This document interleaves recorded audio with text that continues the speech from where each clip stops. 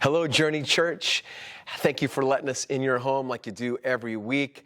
I want to take a moment and give you a little sermonette and announcement for this weekend so that whether you're over at the coast, at the lake, in your pajamas at home, or joining us here in the building at 10 a.m., I would want you to know that we care for you, love you, and we'll have some great content for you wherever you are at and whenever you watch. If you choose to join us here in the building, according now to our state, we are requiring masks. We're cleaning the building. We're prepping it and getting ready for you to join us, as always. It's a family service that starts at 10 a.m., and of course, there's going to be online content for you to watch on Sunday morning at 10 or any time during the week. We've also been prepping the building. There's a lot of work going on in there that is getting us ready to make a move, kind of to go deeper, as I shared last Sunday, with Jesus into the things that he's calling us to, that are going to help us with our online content and here in person. We're looking forward to sharing that with you over the coming weeks. I do want to tell you this too. You know, I hate masks. I don't like social distancing, and all of this seems to have no end, and I know a lot of you feel that way as well. It's a struggle. I feel for our small businesses, our families, our kids, everyone. I'm with you. I don't like a lot of that, but I do want to drive something home that we believe here, and that is when Paul writes in 2 Corinthians 5:14, I was reading this just yesterday, he says in verse 14 to the church that Christ's love compels him. Now, I read an article by Brett McCracken from the Gospel Coalition this morning, and I want to highlight 4 things that he said and what we're compelled to do. But let me tell you this first. Christ's love compels us to stay on mission. Our mission here at Journey is to help people find Jesus and be formed by Jesus into the likeness of him. We have not strayed from that. You have been praying for that with us, giving towards that, and participating to the best of your ability wherever you're at. And let me tell you this.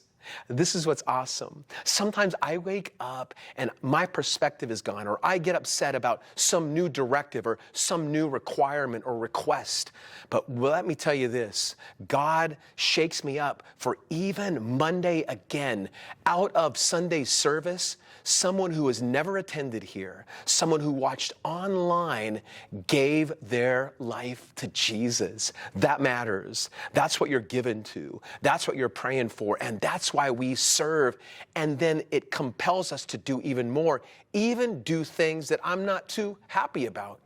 Now, it says in 2 Corinthians 5 there, as it goes along, is what is it compelling us to do? To reconcile people to God, because God has reconciled us to him through Jesus. Wow, that is a great reminder. Now, Brett McCracken said these 4 things. They're biblical things. You can read the article. It's the latest one from the Gospel Coalition. He said that Christ's love compels us. Why would we do certain things even though, quote, we don't like them, maybe even agree with them to some certain extent?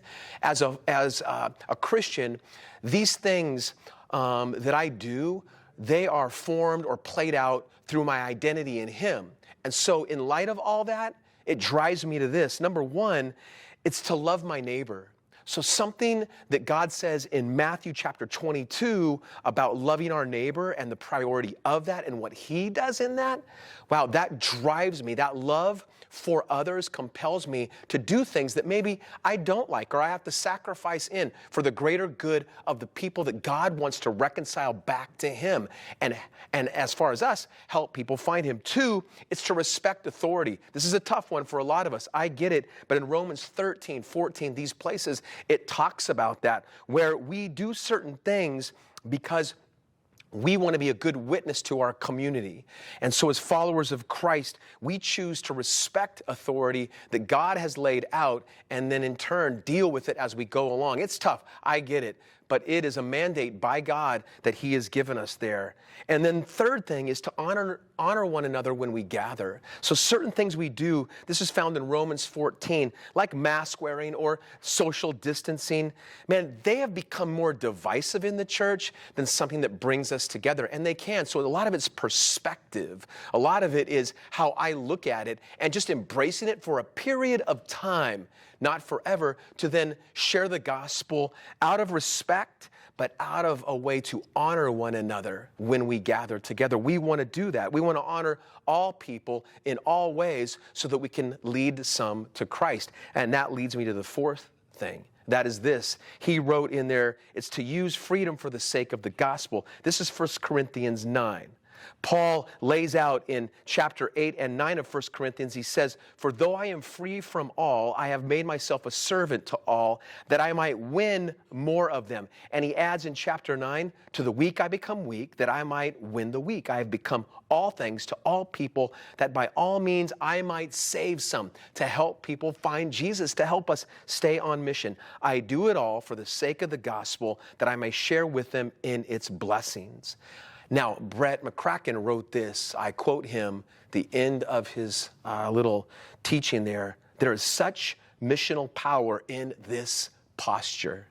Few things are more beautiful to witness than someone giving up their rights and freedom for the sake of another.